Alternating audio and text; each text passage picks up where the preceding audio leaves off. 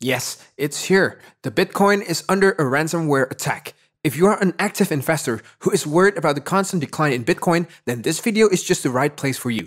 Well, CNBC Jim Cramer just got rid of all the Bitcoin currency he used to owe.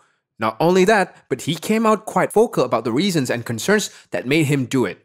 If you too want to know why, you must rethink about investing or owning Bitcoin currently. Sit back and stay with us till the end of the video. CNBC Jim Cramer said Monday he has offloaded most of his Bitcoin holdings, expressing his concerns about the recent crackdown on crypto mining by the Chinese government and Bitcoin's role in some ransomware attacks. While the news came as a shock to most people, few experienced players of the game took it as a wise decision as per current scenario of the crypto market. Sold almost all of my Bitcoin, don't need it, Cramer said on Squawk on the Street, more than 2 months after he first indicated he trimmed his positions and paid off a home mortgage with those profits. While Cramer did not say how much he owned, he said he bought the digital currency when it was worth $12,000, the level Bitcoin was trading at in 2019. The price of Bitcoin fell more than 6% on Monday to roughly $33,000 per token, around a 2-week low. Not only that, but the coin has fallen roughly 50% from its record high of $65,000 in April, which was kind of a shock for everybody in the crypto world. The move follows a report in the Chinese Communist Party-backed Global Times newspaper that said more than 90% of the country's mining capacity is shut down after authorities in the province of Sichuan closed many mines located there. China had for years been home to more than half of the million's mining capacity. Miners play a crucial role in the Bitcoin ecosystem, using high-powered computers to verify transactions across the decentralized blockchains. In exchange, they are rewarded with Bitcoin. Reports of impeding news restrictions began to appear on social media in China around the first week of June 2021, suggesting most activities related to digital assets would gradually become illegal, with the actions beginning within months.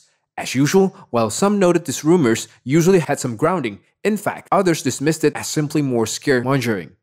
Previous China bans have impacted the Bitcoin industry at several almost as cynical as digital asset bull-bear runs. The two have a close correlation, with the most significant of them occurring in 2014, 2018, and now 2021. The Mad Money host pointed out to China toughening stance towards cryptocurrencies, from ramping up a crackdown on cryptocurrencies mining to ordering domestic banks and payments platforms not to provide services related to virtual currencies. When the PCR goes after something, they tend to have their way. He said, "It's not a democracy, it's a dictatorship." He added, "I think that they believe it's a direct threat to the regime because what it is a system that's outside their control."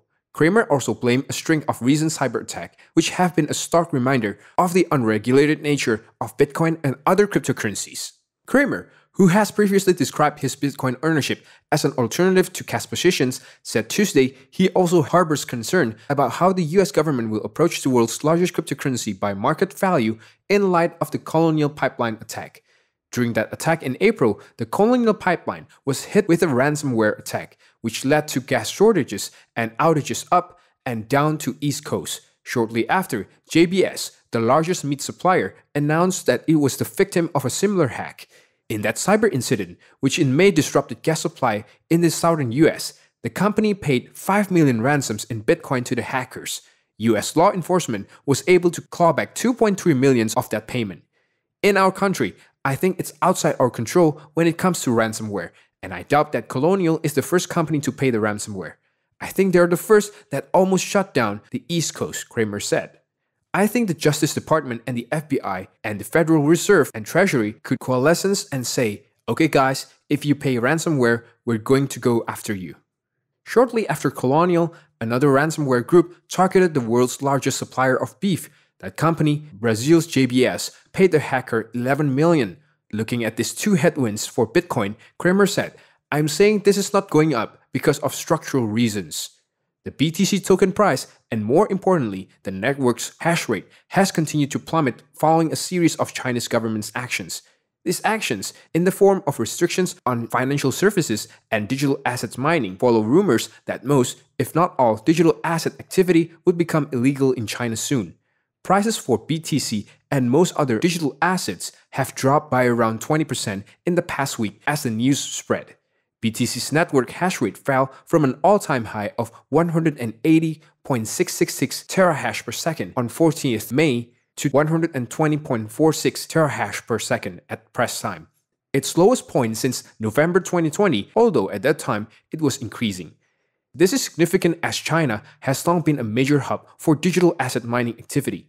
Thanks mainly to the lower cost of electricity in some regions, the loss of this hashing power, likely well over a third of all the hashing power currently available to BTC, is a serious concern for the already creaking network, especially when it happens so suddenly. The People's Bank of China released a statement on Monday saying banks in the country must not provide services for digital asset trading or transaction settling. Accounts related to digital assets exchanges or even OTC traders would also be prevented from funding these activities. It came after consultations with major banks and payment processors including Alipay, the Industrial and Commercial Bank of China, Agricultural Bank of China, Construction Bank of China, the Postal Savings Bank, and the Industrial Bank.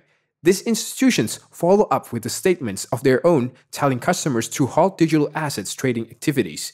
The PBOC explained, as it has done in the past, that its announcement was to combat price speculations in Bitcoin and other digital assets, maintain general financial stability and security, and protect people's property. Well, miners have long considered the possibility that their business would someday become illegal, but continued in the hope that authorities would not consider mining a threat to economic stability.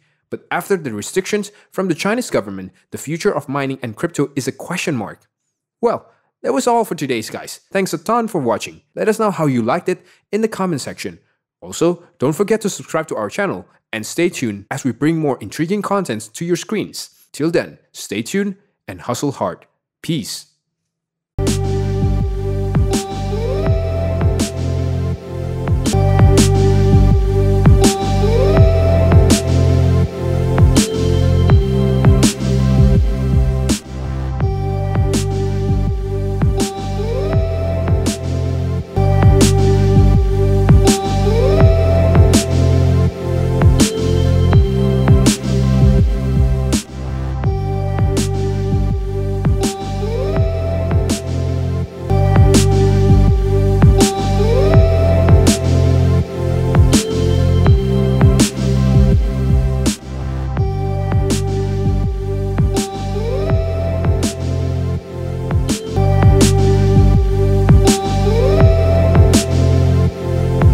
Subscribe for more updates on cryptocurrencies and investment markets. Also, feel free to comment below. We would be happy to know your perception about this topic and answer your queries if any.